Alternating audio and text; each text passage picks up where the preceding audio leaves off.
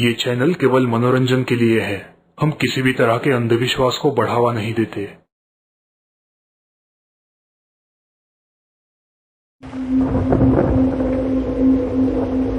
आज भी जब मैं उस दिन को याद करता हूं तो मेरी रूह कांप उठती है। समझ नहीं आता कि जो भी मैंने देखा क्या वो सच था या फिर कोई भ्रम।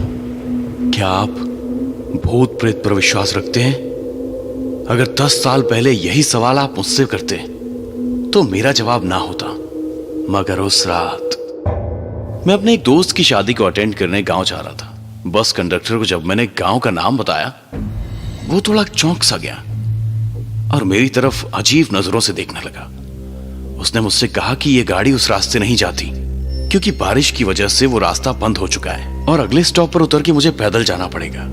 मेरे पास और कोई रास्ता नहीं था, सो मैंने टिकट ले लिया।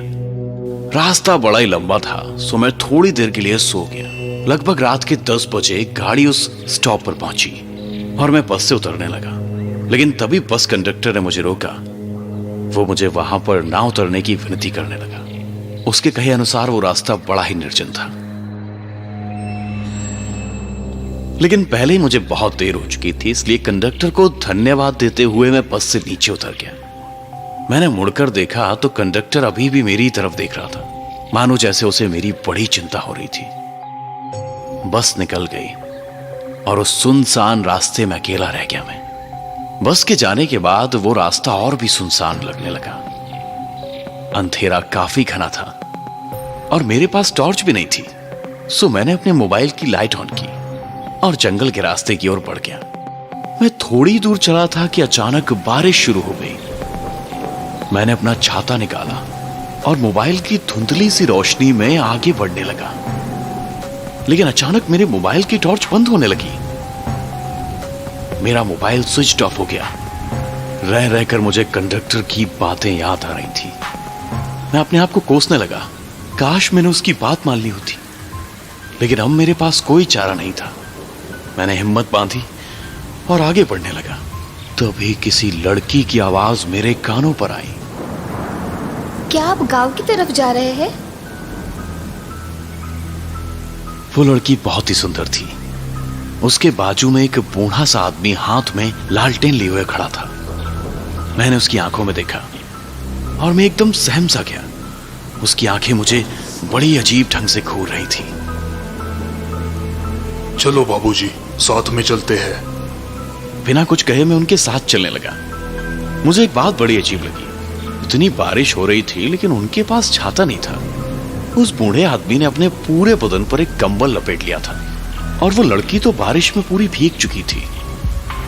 मैंने उसकी तरफ देखा। सच में वो बहुत ही सुंदर थी। जी आप चाहें तो मेरा छाता ले लीजिए। मैंने उस लड़की से गुजारिश की। जी नहीं, उसकी कोई जरूरत नहीं।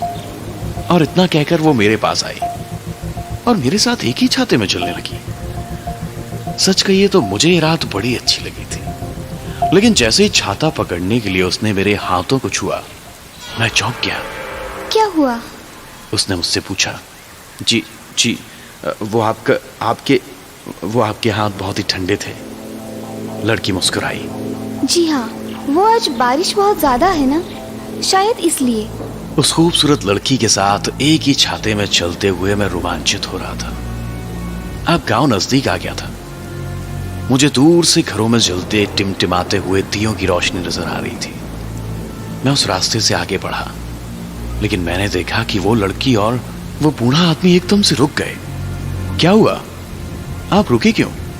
मैंने उनसे पूछा। आप गांव में नहीं आने वाले? जी हम गांव नहीं आते, हमारा लॉज है यहाँ पर। कभी वक्त मिले तो आइएगा जरूर। उस लड़की के हाथों में छाता देके मैं आगे बढ़ा। अचानक मुझे याद आया कि मैंने उस लड़की का नाम तो पूछा ही नहीं। अपने आप को कोसता हुआ मैं पीछे मुड़ा और मेरे पांव तले जैसे जमीन खिसकी गई। वहां पे कोई भी नहीं था। मैं आंखें फाड़ फाड़ कर देखने की कोशिश करने लगा। अचानक फिर से बिजली कड़की और फिर जो मैंने देखा, मैं आज तक उसे भुला नहीं पाया हूं। उनकी आंखें, उफ, उसमें तो जैसे जान ही नहीं थी, लेकिन फिर भी वो मुझे ही घूर रही थी। चेहरा सफेद, मानो जैसे उनका खून ही सूख चुका हो। वो मेरी तरफ देखकर मुस्कुराई। उसके सारे दांत सड़ गए थे। हमारा लॉज है यहाँ पर, कभी वक्त मिले तो आइएगा जरूर, मैं आपकी राह देखूंगी। उसकी आवाज मानो किसी कब्र से आ रही हो, इतनी भयानक थी। मेरे हाथ पांव कांपने लगे। मुझे उस कंडक्टर की बताई हुई बात याद आ गई। उसने मुझसे कहा था कि रास्ते में अगर कोई पुकारे तो रुकिएगा मत। इतनी बारिश में भी मुझे पसीना आने लगा और फिर अपनी जान हथेली पर रखकर मैं वहां से भाग निकला। पता नहीं मैं कितनी देर भाग रहा था। गांव में पहुंचते ही मैं बेहोश होकर गिर गया। उसके बाद क्या हुआ मुझे नहीं पता, लेकिन 2 दिन बाद मुझे होश आया। तब मेरे दोस्त ने मुझे बताया कि पिछले 2 दिन से मुझे तेज बुखार था और मैं अपनी बेहोशी में अजीब अजीब बातें बड़बड़ा रहा था। मैंने अपने दोस्त को उस रात क्या हुआ वो सब बात बताई, जिसे सुनकर मेरा दोस्त भी घबरा गया।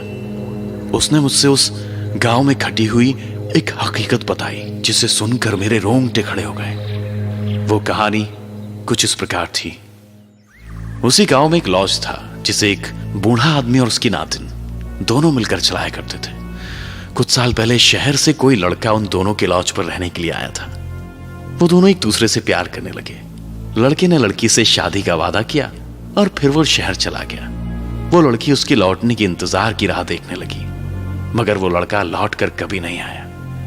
गांव के लोग अब उस लड़की का मजाक उड़ाने लगे, उसे तंग करने लगे। उनका लॉज बंद हो गया। वो बूढ़ा आदमी और लड़की दोनों ही अब अकेले पड़ गए। लड़की का हाल तो बहुत ही बुरा था। वो अब पागलों जैसे बर्ताव करने लगी थी। उस बूढ़े से अपनी नातिन का यह हाल बर्दाश्त नहीं हुआ। एक रात को दोनों जंगल की तरफ निकल पड़े और एक पेड़ से लटककर उन दोनों ने आत्महत्या कर ली। उस तूफानी रात में मैं जिस लड़की और उस बूढ़े आदमी से मिला, ये वही लोग थे। आज भी जब मुझे वो तूफानी रात याद आती है तो मैं चैन से नहीं सो पाता। अब आप ही बताइए, उस रात जो भी मैंने देखा या फिर महसूस किया, वो सच था या फिर मेरा भ्रम? हाँ, आपको क्या लगता है? क्या भूत प्रेत सच में होते हैं?